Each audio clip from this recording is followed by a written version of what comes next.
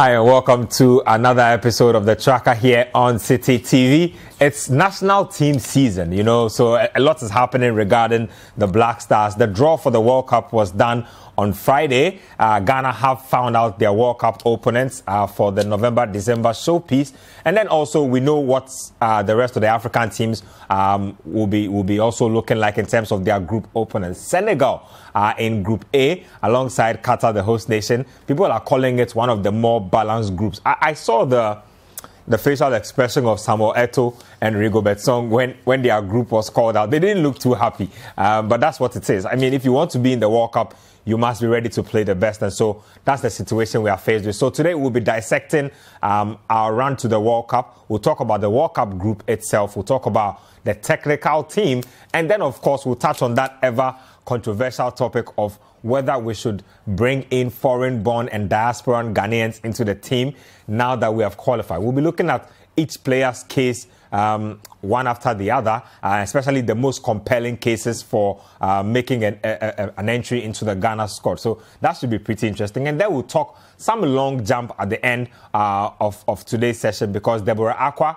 of Texas A&M, she has broken the national long jump record. So we'll just touch on her briefly as well as part of today's show. Achuta Maklo is my guest today. He will be helping us to dissect the issues. As usual, we'll take a quick break, come back with our motivational video. Today's video talks about never giving up. We'll take a quick break here. When we come back, we'll get into our motivational video for the day. Never give up. I'm sure the message there is loud and clear. Achuta Maklo is making his tracker debut today. Achu, it's good to have you on the show. Great to be here, Ben. Let's just dive headfirst into it. I'm sure you observed the draw against the draw in Qatar on Friday. Even before we zoom into the Ghana group itself, what did you walk away with after watching that draw? I mean, not even just the pooling of the teams into the various groups, but the entire ceremony, the entire process itself. I think I saw a country that was no longer apologetic of itself, of its belief, its principles. A country that, while being in the position and in the mood to open itself to the world, wanted to show the world that this is who we are, irrespective of your beliefs. If you're coming here, we don't mind that your beliefs are contrary to ours, but you have to respect us and what we do. And I think that the choice of the hosts and draw conductors was significant in that regard. So what did they do? They went for a man who is Anglo-Sierra Leonean, but made his name in the US, Idris Elba, to come and host it. That speaks to the consistency of the relationship, bilateral relations between Qatar and Doha. And just to digress into a bit of politics, just last November, the US had to ask or cede off its role in the US-Afghan talks and allow Doha to represent its interests. So that in itself speaks to the relationship that exists between the two countries. Yes, the governing body in the US and Doha. But that's in stark contrast to what the people of US actually think of the country Qatar itself. So while you have the American journalists and all of that, in many ways similar to what we see of the British press. I mean, last week, for those who monitor the BBC website and Sky Sports and The Guardian, you could count about 5 or 6 articles from each tabloid, each website in the week, speaking or finding one reason or the other to throw dirt on Qatar and their World Cup. Basically human rights related. Exactly.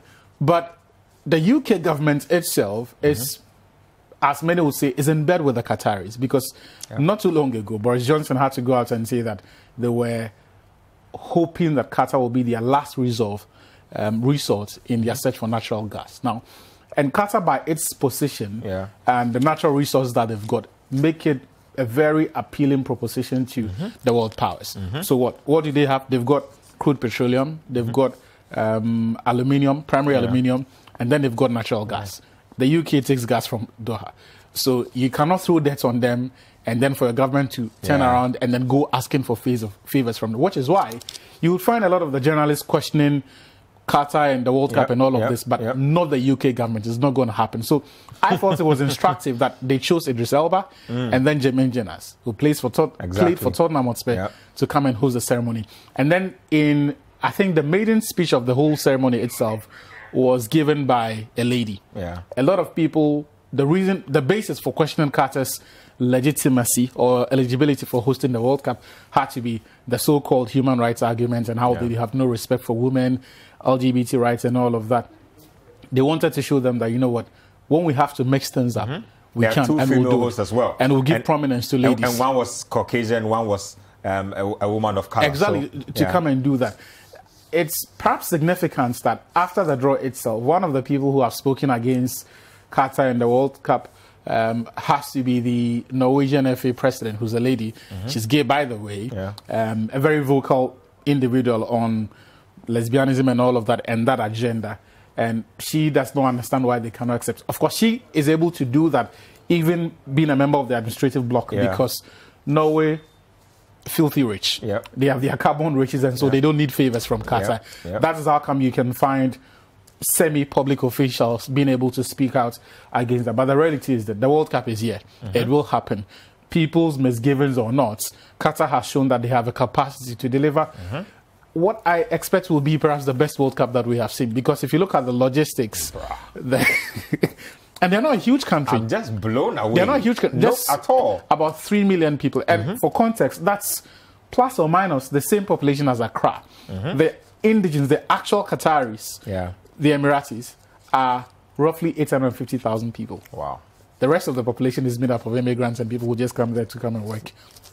And some of them have naturalized. So I think that, look, in terms of their capacity to pull this off, there are no questions. There can be no questions of this. They themselves may not be what you would call cut out of the fabric of the pure football cloak. But these days, we've seen all over the globe that you can import the best of football minds. You don't need to be a believer in the idea. But once you decide to do it, find people who understand the idea, who understand the job, knows what it takes to deliver a World Cup. And look at the people who they have hired to sort of sell the message of a Qatari World Cup. Exactly. Pep Guardiola, David Beckham, Lothar Matthäus, and everybody who matters, right from the players, former players, administrators, coaches. So I don't think you are going to the World Cup to see some elementary mistakes or anything that suggests that this isn't a football nation or a people who do not value the game. It is going to be one big football party. And I just pray that we all have life so that we go out there and enjoy it. But that was a brilliant draw that we saw on Thursday.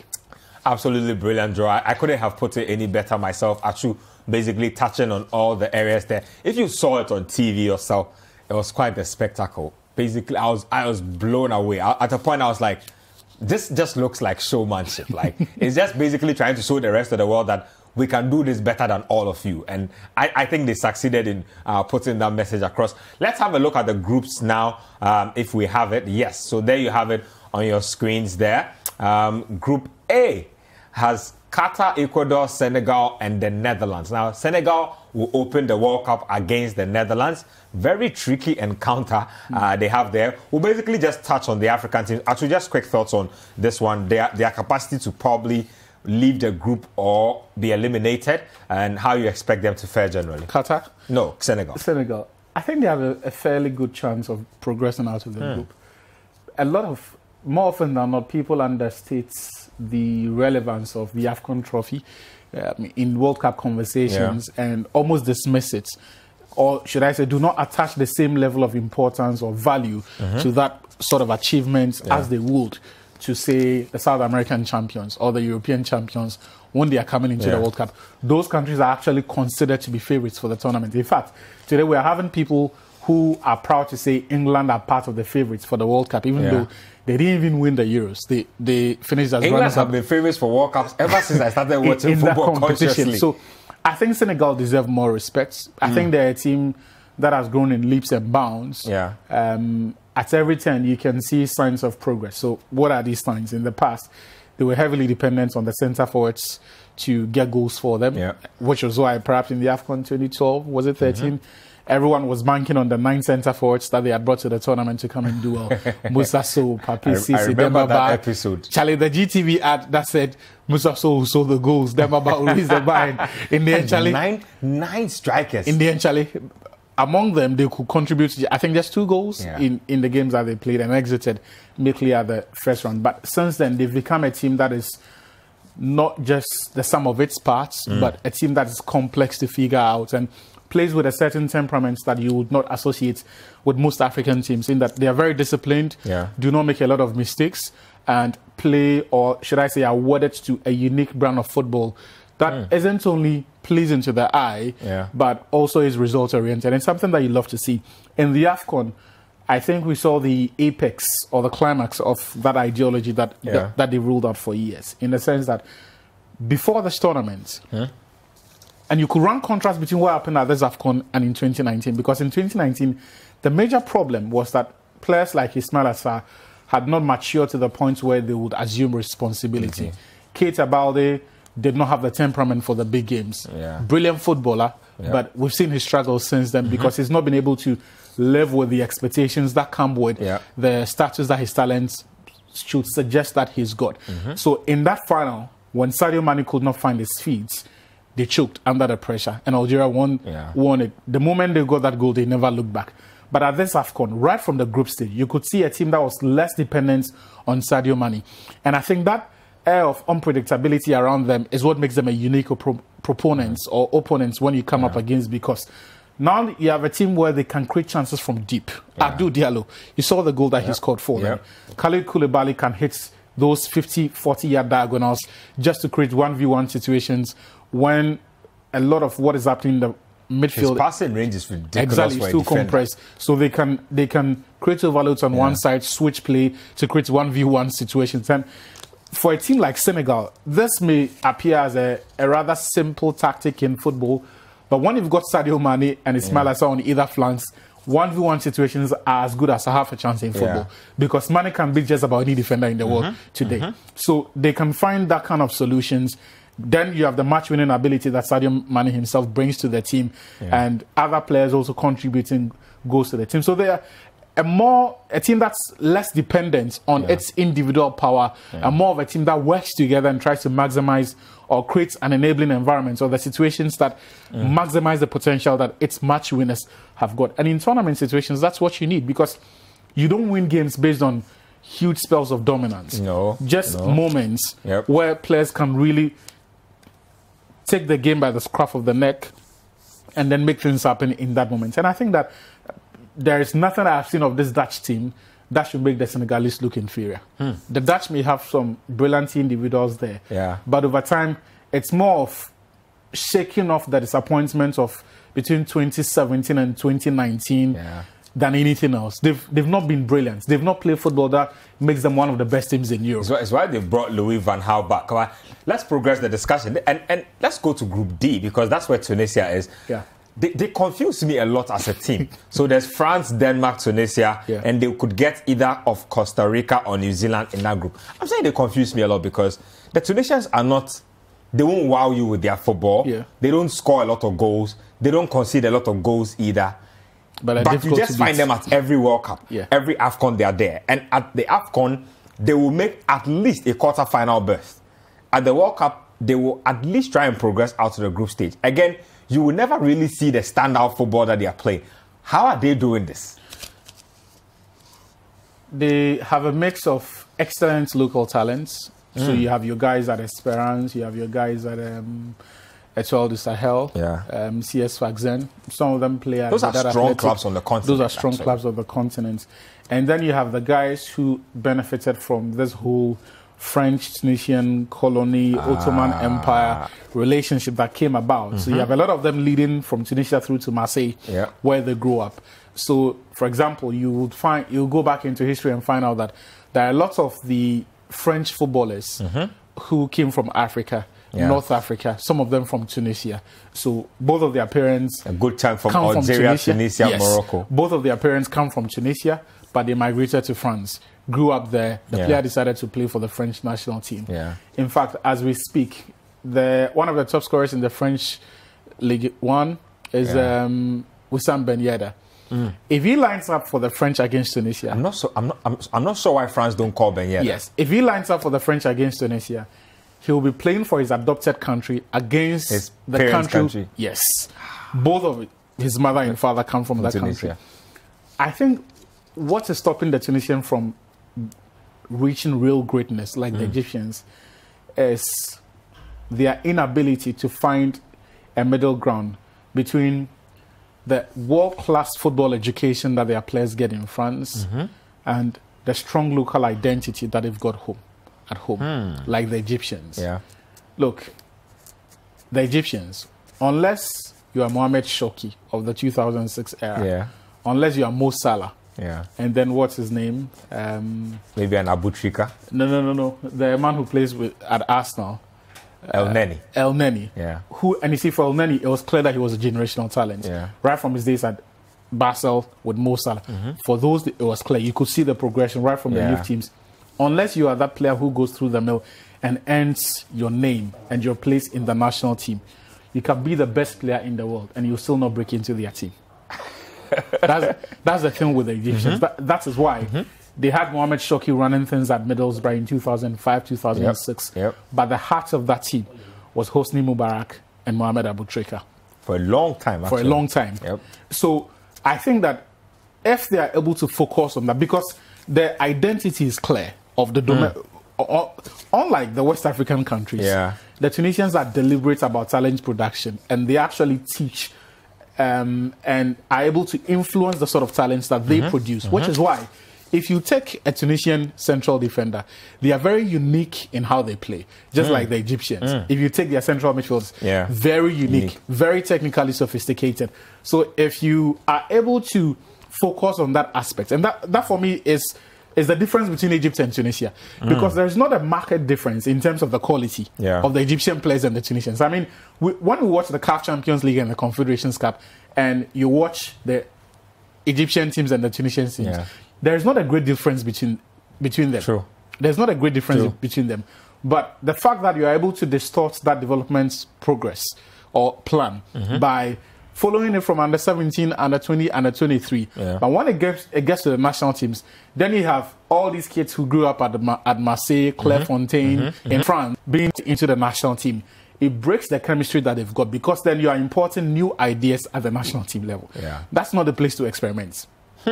That's not the place to experiment. And so they have to make a decision on what they want. And which is why I don't think that in the next 5 or 10 years they are going to win the AFCON. They will be second fiddle to Algeria, to Morocco, and to the Egyptians. But they've got a brilliant team regardless. And of the African teams, I think they had the easiest draw. Denmark, Tunisia, France, Costa Rica, or New Zealand. Look, if their discipline will show itself, they should be able to get 4 points against Denmark and Costa Rica. Well, I think that Denmark game, for example, is more even than most people would think. It actually is. I mean, if you know Tunisia, you know. I don't know. Like I was saying, they never ever play a bad game. Like, no, they don't. It's very rare to watch Tunisia play a bad game. At the base of everything they do is education that is as good as most of those European players have got. So when you watch how they set up their team, they don't look inferior. However, it's the minute details that let them down. So the occasional error, the loss of concentration, and sometimes the misunderstanding or the clash of principles. So, for example, if you have your Swiss or Tunis-trained holding midfielder, if they get the ball in transitions, what they do, is it going to be the same as your French-trained playmaker? There is that clash. Unlike, say, for the West African countries, there is no contest between the local. We just go for the best of our players out there and just keep it moving. Exactly. So there is a bit of uniformity over there. That's for me is the only problem holding the Tunisians back. But this is a group that I think they should make it out. They should make it out of. Well, you can join the conversation via text 0550585832 0550585832. That's the text and WhatsApp line. Let's quickly breeze through the groups and then we'll get to Ghana's group. I just want you to touch quickly on Morocco's group. That doesn't look like a good group at all. Belgium, Canada, Morocco, and Croatia. Technically very gifted group. I wish their first game had been against Canada. I wish their first game, but it's not. They play Belgium first? No, their first game is against Croatia. Yes, that's the problem. That's not an easy game at all. That's not an easy game. And the thing about Croatians is this.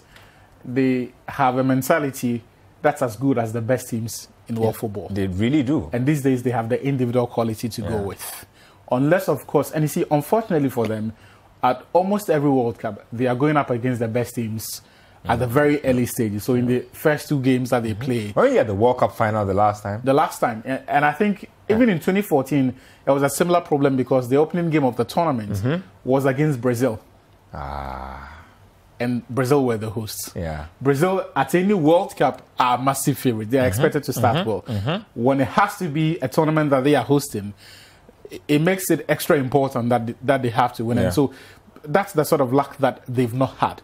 But I think that the Moroccan team that we've seen at the AFCON, at the previous AFCON as well, is a team that is just waiting for an opportunity to explode. Because I don't think they are finished yet. No, they are not, actually. I don't think they are finished yet. I think this current generation of Moroccan players still have got it in them to deliver one very good tournament. And I love the way Halilovic has managed the team, especially how he handled the Hakim Ziyech situation. By that, he's created a scenario that says, I'm the boss. Yeah. Irrespective of who you are, irrespective of where you play. And I'm sure Ziyech didn't think that his country would qualify without him. No, he didn't. And irrespective of who is backing you. And you see, in doing that, he put his job on the line. Yeah. He put his relationships with the Moroccan FA on the line and said, I'm going to deliver this for you. Yeah. But allow me to run this team. If it fails, I'll take responsibility for this. And that's what he's done. Delivered it emphatically. Now he's built a team that is very strong, a team that is less dependent on individuals. And here's the thing. For all that Hakim Ziyech is, he's still a very erratic player. Very. And can go on a very long spell and you don't know exactly what he's doing. And yet, in the national team, he assumes the personality of this prima donna that everything has to go through. Asamoah version of Morocco. And Asamoah without the productivity. Exactly. Without the end product. So it became sort of a complex for them, a dilemma that his own indiscipline sort of made it very simple for the manager to deal with. And if you look at nothing I've seen of them in the last couple of years suggests that they cannot go out there and then excel. I remember their game versus Spain at the last World Cup. Stood toe-to-toe with them at a point, were undone by the VAR, but I think they held their own and they finished 2-2. Very good team. They're very mentally tough team. Like I remember watching them play at the AFCON against Ghana. For long stretches, that game didn't look like it was going anywhere. But you could tell that they were sticking to their task until the final whistle went. And you see, they were not letting their guard down. They have a habit of staying in games, and they can smell blood when it's in proximity. Exactly. That's why in that game versus the Black Stars, for example, many a team will sit back, assess the situation, and say we are better off with the points than risking it and losing it. But after minute 70, when they realized Ghana did not have it in them to win this game, they went for broke. And once they did, within 3 minutes, we saw what happened. And so I think they are a team that, beyond the talent, beyond the organization that they've got, they've also got a manager who understands football well, can read the temperature of a game and respond accordingly, and can deploy players in a manner that makes it easier for them to excel because the detailing of the instructions are precise, are easy to understand, not convoluted, and does not require more from his players than necessary. There is always a temptation when you have players like Hakimi in your team, the best fullback in the world, in my opinion. Literally. Yes. Literally. There's always a temptation to try to go crazy and demand too much from him, especially in the aftermath of losing Hakim Ziyech. But he keeps it simple. Places premium on the organizational structure. And then when it becomes apparent that there is an opportunity for him to bomb forward or for him to assume that creative responsibility, he's able to do that. And I love the way they set up their team. I think that they will not disgrace themselves at all at this tournament. Finally, and we need to do this crisply because we need to take a break here. Touch on Cameroon for me. Rigobert Song was heavily doubted. Like I said, the Cameroonians say that they gave him their Chan team, he didn't deliver. Olympic team, he didn't deliver. So a lot of the guys didn't believe in him. The sports minister was heavily against it. Samuel Eto'o said he was not going to have another expert coach in the national team. He's in a very difficult position. If there was anybody at this tournament, perhaps more than Ghana, who needed a good draw, it was Cameroon. It was him. Because of the reason. Now I understand the facial expressions. Yes. You should have seen his face when the draw came. He looked like he was in pain, like because it was physical pain. You know, and just to bring this home so Ghanaians would understand, picture the moments when Osei Chamins Mensah Bonsu went to Parliament and said, we are not going to have an expatriate coach. Yeah. And that the government would not be able to afford the cost of retaining or maintaining an expatriate coach, and they wanted a local coach. If you were Avram Grant at that time, imagine your situation then. You know the people you are working for, the people who pay your salary, do not want you in their job. That's crazy. That's crazy. And the other thing also is that he's not exactly covered himself in glory the previous occasions when he's had to handle their national teams, just like you've outlined. So he's filled with their youth teams, he's filled with the Olympic team as well. And before the reverse fixture, and I told you that I didn't have faith that they'll be able to get it over the line. I'm not sure how they managed to get that victory. It was more of desire, more of an ability to stay in the game. And to give them credit, I think they perhaps looked more organized than we had seen, than we expected them to be. I dare say, right, after experiencing Cameroonians, not even just the footballers, I think they are the most mentally tough country on the continent. They just have this belief about their team. Somebody told me during the AFCON that he knows that Cameroon didn't have a team to win the AFCON, but he knew that Cameroon would be at a semi-final minimum. And that's I think that's just the thing about them, because there's no way anybody believed that they would go to Algeria to go and upstage Algeria and Algiers. I don't think anybody believed that. And the game looked lost. It really did. The game looked lost. 120 minutes, everything turned around. Yes, the game looked lost. Nobody expected for that to happen. And, well, just waiting to see what sort of Cameroon he would set up. I mean, what for me, for now, will be important is to show a different self. Whatever that has happened with Conceição does not really matter now. But it's important that Cisse shows, or Song shows, a certain understanding of how to work this team and make it possible. If I were him, I would not disturb the progress of the team that Conceição left behind. There's no shame in replicating the same setup, building a team the same way that Conceição was doing, learning from the notes, deploy the same players.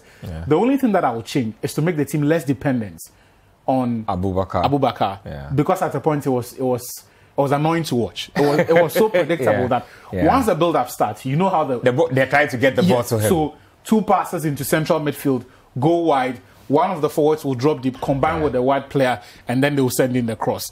Other times, it is the fullback who combines with the central midfielder, and then a cross gets into the box. That level of unpredictability is what you don't need. There will be times at the World Cup in the games where you need to keep it simple and direct. Those moments will come by itself. But it should not become your default tactic that from minutes 1 to 90, all you try to do is 6 predictable passes. I mean, as we saw, aimed at getting to one guy. That will not work. Well, Cameroon have the blueprint laid out for them there. Miraculous just to have qualified for the World Cup in itself. Let's take a quick break here. When we come back, we'll spend a lot more time on Group H, because guess what? The last time Ghana was in the World Cup, our last game was against Portugal. We played Portugal in our first game of the upcoming World Cup in Qatar. It should be fun. The discussion should get a little more interesting. Stay with us. Welcome back to the tracker here on Citi TV. Let's now zoom into the Black Stars discussion and Group H. But before we even get into the group, my first point of contention is what is happening with the technical team. We all knew that the technical team was an interim measure for the 2 World Cup playoff games. But I thought that work would have been done behind the scenes to tie things up, solidify things. It's not been done so far. You ask Otto Addo and he says that nothing has changed. It's an interim position. So he's waiting for the FA to make a permanent call. The FA themselves have said that there's an executive council meeting that will be held to discuss everything regarding the 2 players in the upcoming World Cup. And then they will take a vote on what to do with the coaching situation. Same with George Boateng. So he has the same situation as Otto Addo. Same with Masud Dramani. Achu, what's your opinion on, one, what the coaching situation is like with us now, and how quickly do we need to rectify this? As quickly as possible. I think before these 2 games, the much publicized Chris Hughton saga was at the centerpiece of everything that we were going to do. He had reason to believe that he will be the Black Stars coach because he had been given certain assurances during some conversations with people who had an influence or two in such matters. But that changes now. Yeah, because you can no longer push that agenda for Chris Hughton after what Otuado and his men have done. Now he has public. That sounds like a very complex problem to have. Now you have. So here's the thing: before these two games, people called Otuado a rookie, which was true. Yep. Because he did not have a day's management to his CV. So there's nothing wrong with pointing that out, and that was what informed a lot of us. And I, for one, felt that we did not have to do that. I felt this World Cup was one that we could be patient, build our team, get the technical appointments right. If you've qualified for the World Cup, hallelujah. If not, you have a long-term project to build. However, the GFA prevailed with their position on allowing Otuado to take that job. Now, what has happened since then is that the man has shown a certain capacity to mix it up with the big boys when it matters most. I don't think most people expected that. He also has shown a certain willingness to take in criticisms, look at the obvious things, and then address them. So, for example, after the Kumasi game, a lot of us were disappointed that Jordan played 90 minutes. In Abuja, after 45 minutes, he took Jordan off. He took Abdul Fattah Isaku off because it was no longer working. He found a different way of getting the team to play. A lot of us just wanted to see new players in the team, and I was saying this yesterday, journalists are not technically trained minds. When we don't understand something, we'll question it. It should not stop you from doing the right thing. But he found a way of getting to the team to play in a manner that limited the Nigerians and also brought comfort and stability to our game. Basically, he had the tactics that got the job done. What that has done is that it's given him goodwill. Because we've seen the same team. And goodwill is rare when it comes to the Black Stars. Exactly. Especially these days. These days, we've seen the same team messed up by Siki Akono, messed up by Milovan Rajevac. And in the two games that he's overseen, he's shown a certain capacity for the job that Milo and CK combined never did, not at any point. Especially in-game management situations. Like we saw.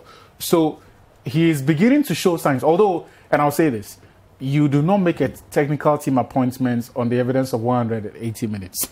You don't do that. Not even in this. That's very true as well. So under normal circumstances, you don't. Right now, a lot of us are riding off the emotion of him qualifying Ghana to the World Cup. But you see, the emotions need to give way to logic and reasoning. But I'm saying that now the dynamics have changed. He has goodwill, and if you decide to hire Otuado long term, he will have the backing of the people. But perhaps this whole situation can be explained by one belief that I have. And I've always believed that you will not always be qualified for a job. But no, that's actually true. You will not always be the most qualified. Everybody needs to come from a lower ground to make it to a higher ground. You will not always be the most qualified for a job. But when you get it, leave no doubt about your competence and your capacity. And I think that's what Otuado has done. And in this moment, it will be very difficult to set him aside and hire anyone else. What will be important is to convince him to take this full time, dedicate his time to the Black Stars, because I will never be in support of a part-time Black Stars coach. That nonsense is not something my staff should pay for. No. Hire someone who will dedicate their time and their service to the States. And I think that Otto, if he wants the job, take it on a full-time basis and retain this team. There is, however, the small matter of Chris Hughton. What happens to him then? What happens to the assurances that were given? And he was comfortable with the idea of being a technical advisor for the two games. But his case all along has been that he cannot, in good spirit and in good thinking, accept a technical advisor role when there is a technical director job. A technical director at the Ghana Football Association, because that does not only create a conflict or a duality of roles, but also sort of has the possibility or tendency to undermine the other. One could undermine the other, because we've seen Bernard Lepert play an active role in the current Black Stars. But the FA that we talk about have always insisted on telling us that Lepert is for all the national teams. However, the man who you would like to or some would like to retain his position as a technical advisor, does not believe in that line of thinking. Hold and on it makes a lot of there. sense. I mean, I think we should have the text and WhatsApp numbers on the screen now. I'm sure viewers want to contribute to the Black Stars discussion. I did mention it out a little earlier, so if we can have the WhatsApp number on our screen now, 0550-585832. We should have it there just so you can contribute. Actually, you're making a point. Yeah, please. And it makes a lot of sense. Yeah. And I understand it. And I will not be in support of hiring, say, Jesus as a technical advisor. You either give him the job or not. In these moments, it looks like it will be wiser to give the job to Otuado. Because, look, public sentiment matters when you're managing the Black Stars. You need someone. It's a big factor. You need someone that people will back. What will be important is the communication and how you manage expectations. If you hire Otuado, tell the people what Otuado is and what he isn't, what to expect of him and what they cannot expect. If you have a plan for your national team. And I like something that Kurt said in Doha on Friday evening. He said these days he's careful of what he says. I said, okay, the man is learning lessons. But be much the same way the guys at Kotoko for years have fumbled with their communication on expectations and all of that. I think this time around we have to get it right. Tell the people we are coming off the back of a period of relative success, but not much in terms of silverware. We are building a new team. Give this time. There will be difficult times. There will be games. The AFCON qualifiers are just around the corner. So there will be games where we do well or we don't. But look at the bigger picture and support the team. If over time there is enough good in Otuado or whoever gets the Black Stars job to coach the team, just like the salt through the furnace, or refine it. If not, time will show him to be not ready enough for the job. Whoever you settle on, it's important that you don't go trumpeting, we are going to the AFCON to the win. We are going to the World Cup to make the semis. Those are unrealistic those expectations. Are unrealistic, and they hurt the team because it creates expectations that cannot be managed. And with that comes the public commentary that is less than complimentary, that hurts the team, that hurts the psychology of the team, especially at the first sign of trouble. And I would like to see how they manage things in this. The qualifiers start in June. Let's see, and this is where our planning for the World Cup has to start from. So whoever takes charge of the team, if Otuado wants the job, make it permanent. By June, no more the season, no more interim nonsense. No more part-time. If you want the job, take it on a permanent basis. Masududu Dramani, I can make room for perhaps one of the assistants to be part-time. To be part-time. But you cannot have the entire technical structure being part-time. No, I'm not comfortable with that idea. Actually. And the reality is this: where there is a clash of schedule, they will choose their primary employer, which is the clubs that pay them. Because their duty first is to those clubs. And so for me, I would want them to dedicate full time to. The other point for me is this: our planning for the World Cup has to start from the AFCON qualifiers. You know why? The football calendar has changed. Unlike the previous years, in 2014, the Black Stars camped in Miami for 3 weeks before the World Cup because the season ended in May. So you had from even in some leagues, they ended in April. So you had from the middle of May, players will take a 2-week break to middle of May to the first week of June. 3 weeks, prepare, show up for the World Cup in Brazil to go and play. That is your ideal scenario. However, this time around, it's not going to happen because the Premier League, for example, it will end or it will break 7 days before the first game of the World Cup. And then it will resume 8 days. I've done the calculation. I think 8 days after the World Cup ends. What that means is that the very situation that ensured Ghana and a lot of the African countries with their players or who are the chunk of their squads playing in Europe could not play friendlies before the AFCON could repeat itself. Right? And if you go through our 11, Gideon Mensah plays in France. One of the top 5 leagues. You will have him a week before the World Cup. If things go according to plan and you have Tariq Lamptey, you will have him 8 days before the World Cup. Wallacott is an exception. Yeah. But your centre-back pair, Jiku, Amate, same category. That's 4 of your back Basically, 5. almost all our players. In midfield, Partey, yeah. Baba Idrisu. Idrisu plays in Spain. Yeah. Kudus plays in the Dutch League. Yep. Same thing applies Jordan to Ayew, Crystal Palace. Fatawu Issahaku plays in Portugal. Afena plays for AS Afena Roma. plays for AS Roma. So there is every possibility that your core players are going to show up a week to the tournament. This is actually very daunting. So what's important, what you need to do is that plan with that in mind. Whatever ideas you intend to test or to use at the World Cup, test them with the World Cup, with the AFCON qualifiers. Do your scouting. You have 6 months, some 5 months before then. Yeah. Prepare your team. Let your callers be informed by what you want to do at the World Cup. Because the reality is this, we will qualify for the AFCON. Yeah. At the very least, you're going to finish in second place and qualify for the AFCON. Yeah. Even if you get Senegal or one of those teams in your group, which is highly unlikely anyway, and they, in the worst case scenario, qualify ahead of you in first place, you can still take second place and qualify. So there is that room to experiment. And the other thing is this, you've got 4 games to play. 2 in June and then 2 in September. What will be important? And that is why you cannot experiment a lot in terms of your call-ups. Let us see your seriousness with the very first call-up for the AFCON qualifiers in June. Let it feed into what you're going to do the rest of the way. And you see, we in the past have a very checkered history of assimilating players into the Black Stars. One of the reasons why Jeffrey Schlupp has never really had a good run in the Black Stars team is that he's never really felt a part of the team whenever he's been around. Yeah. We have been told of the issues that Adam Larson Kwarase had. There's been, not just him, there's been times where players have walked into the Black Stars team and because of the language barrier, some of them feel even the jokes that guys are creating, they are making fun of them, which isn't there. So you need to be deliberate about some of these things and be mindful. This isn't the time we're going to create a culture of assimilation in the team to make players feel comfortable. You have to do that. But you have too short a window between now and November to start all of that process.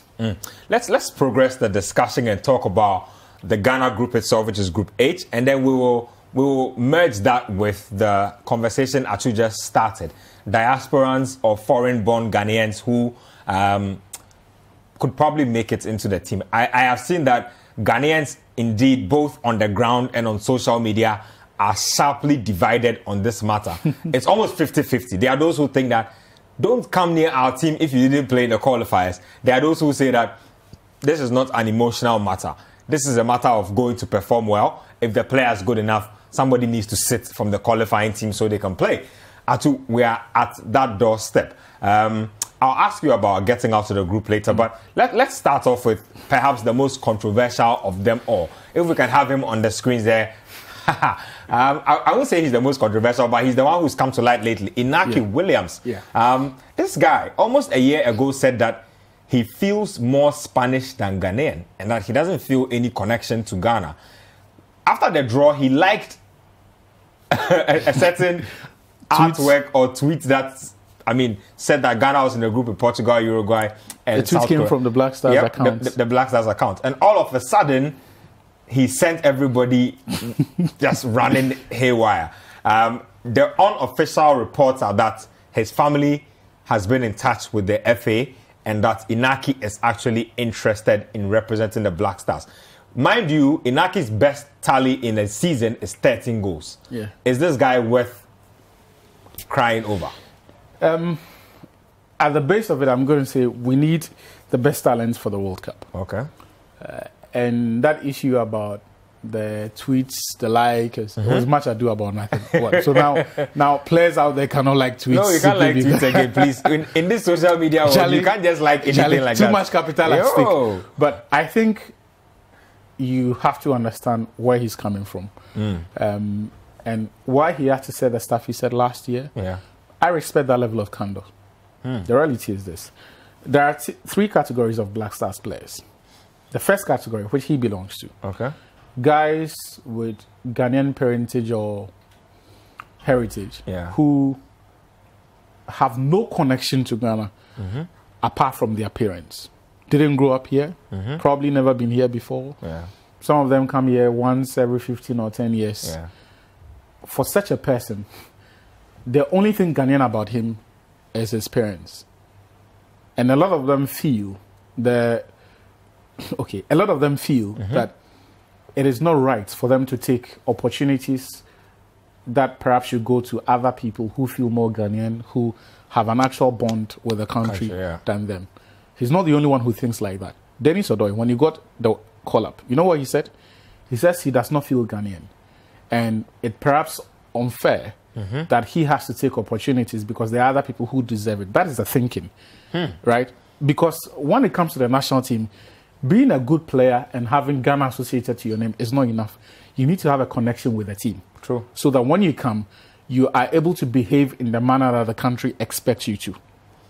Right? Because there is the thing is this, football has a spirit behind it. Yeah. And every national team invokes the spirit of the nation. True. If you are a player and you cannot tap into that, you cannot connect to that. You always feel like something. an outsider. Exactly. Yeah. So I understand why Dennis Odoi would say what he did, why Inaki would say what he said a year ago. So we need to give room that there are going to be players like that. However, what I said earlier about that culture of assimilation is important. That you look at such players and the ones that you need, that you create an enabling environment so that someone like Kofi Chere, imagine if Chere had not settled into the Black Stars, would have lost out on a world-class talent, right?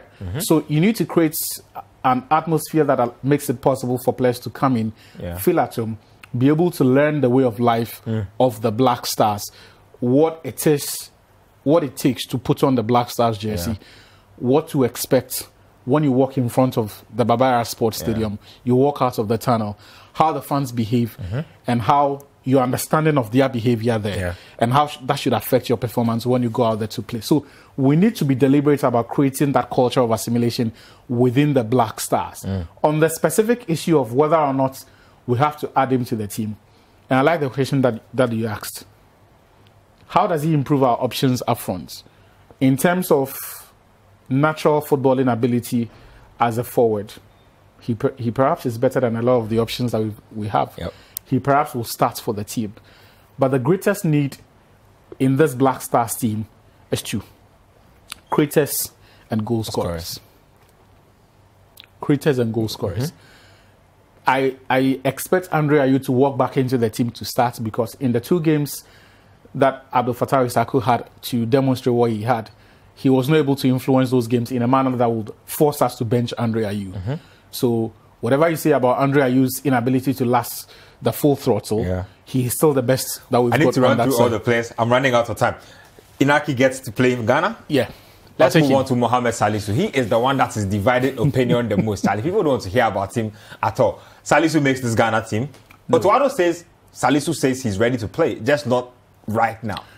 No, and I don't think it should be Otuado's decision to make, and I will explain that. My reason for saying no is purely football. We are well stocked in central defense options. Our best position. Yes, we have Abdul Mumin, and look, I'm praying is brilliant. Someone gets to see Abdul Mumin in the Black Stars. Unfortunately for us, that will only happen in the case of a suspension or of an injury, which means we'll lose out on the chemistry that Amate and Jiku are building. But he's an excellent defender. You've got Joseph Eidu also there. Also playing regular minutes for his team and also not being able to make it. There's Nicolas Opoku. People have forgotten about him, but he's also there. Kasim Adams-Nuhu is another. Adams-Nuhu has been booted out into orbit. Nobody's even remembering him anymore. We are well stocked in terms of central defensive options. At the base of it, or the first point for me is that you don't disrupt the chemistry that Jiku and Amate have built. Especially at centre back. No, you don't. Don't touch it.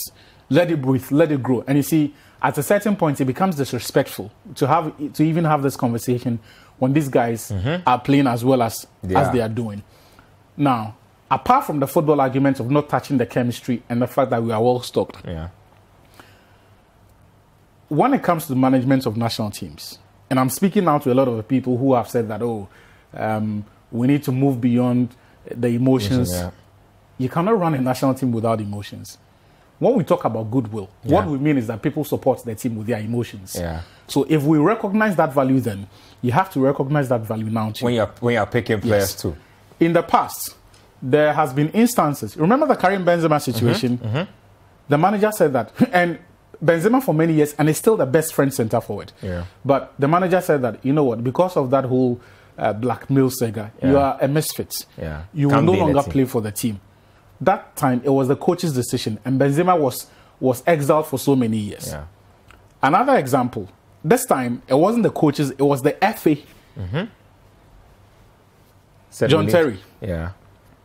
When he had his own saga with Windbridge, the FA felt that as the face of their national team, they did not need somebody with questionable morals to play there. Morality mattered, ethics matters. And for me, I'm going to say this just to conclude.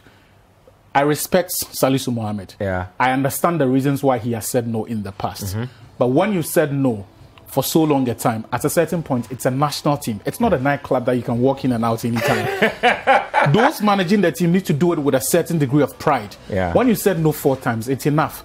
Stay away. Yeah. Let us build a team.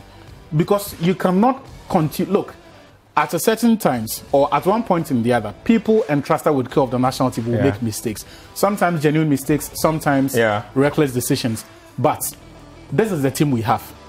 You cannot turn your back on your country and expect that when the conditions are right for you, you walk back in. I'm sorry, but stay away. Well, Mohamed Salisu, the verdict is out there already. Ghana Group H, Portugal, Uruguay, Korea Republic should be an interesting group. That's it from us here on the tracker. Atu and I can go over and over on these topics till maybe tomorrow, but that's our show for today. Same time next week, we'll catch you on the tracker.